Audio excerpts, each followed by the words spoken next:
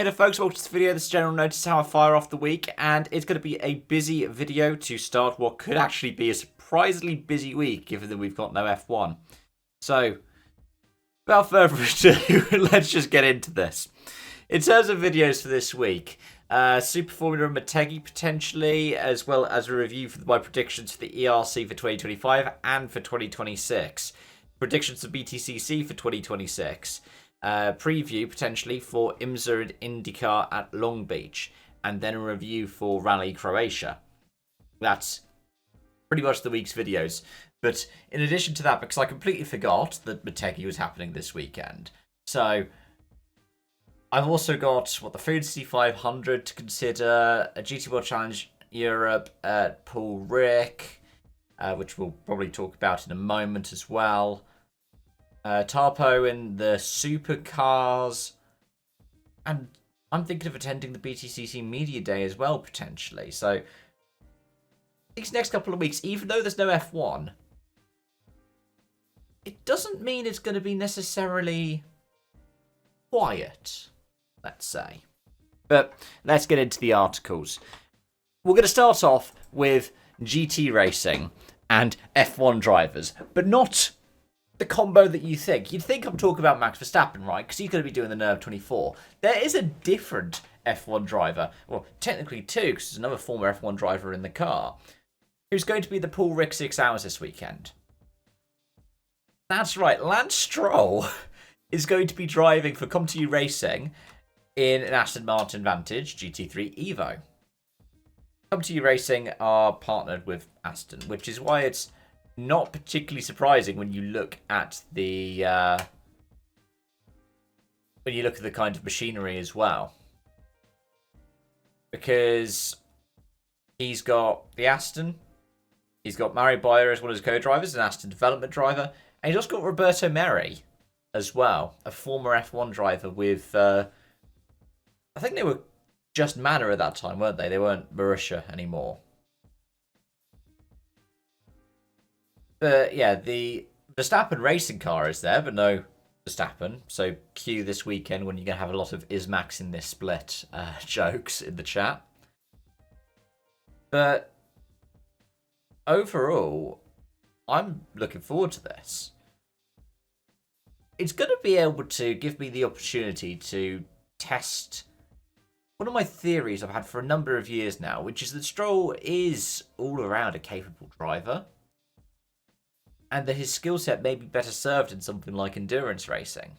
I mean, he's done Daytona before, hasn't he? I think this is going to be his first GT race, but I'm pretty sure he was in a prototype, wasn't he? Yeah, he was in a Riley for Chip Ganassi, according to the race.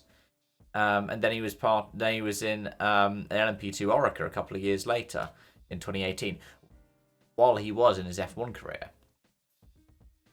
mean, he's not the only F1 driver to have done Daytona prior to doing their F1 debut. Lando Norris did the same thing. But, yeah.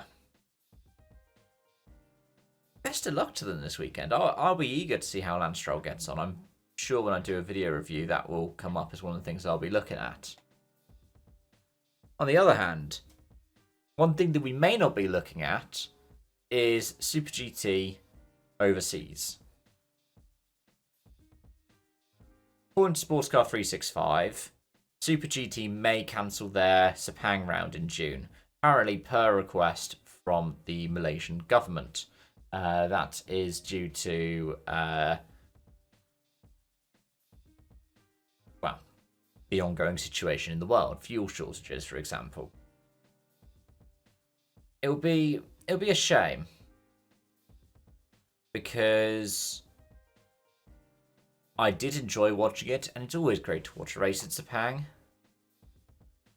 But this is the real-world impact of what's been going on since,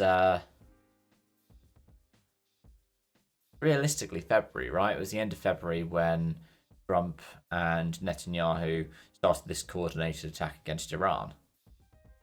So, this is when we're going to start to feel this. It's not quite the COVID season And it's not quite OPEC 1974. I might actually do a video on that in the future, the OPEC 74 crisis and its impact on motorsport. Because if you have a look at, say, I think the WRC in 1974 was a massively reduced season because of OPEC.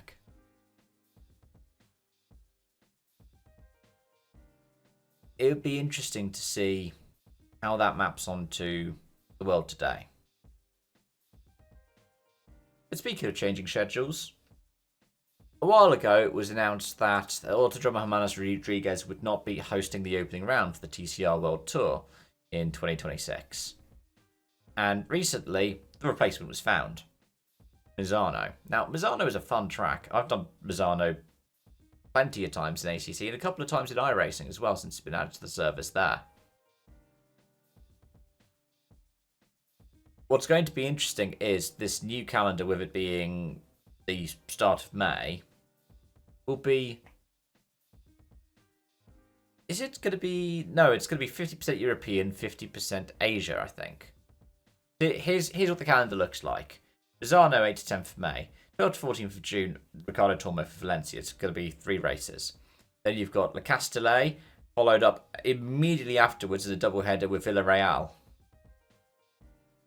Then you have a break, nearly 3 months, before Inge Spedium. And then you have a doubleheader afterwards. So you got a week off, then doubleheader for Chengdu Tianfu International Circuit, which is a 3-race weekend. Same for Inge and same for Zhuzhou, Hunan. Then you got a month off before Macau. It's a strange calendar. And it's a shame because TCRs are cool. And, I mean, I loved the WTCC game growing up. I love touring cars. I want to see it succeed on a global stage.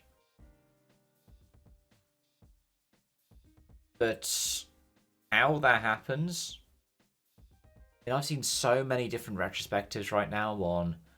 Super Touring, the Super 2000s, the TC1s, seen one on Class 1 and DTM. Everybody's got their own idea. Nobody can quite agree. Maybe another topic for a video at some point. But either way, folks, as always, thanks for watching, thanks for joining, thanks for your continued support. Till next time. As always on this channel, bye for now.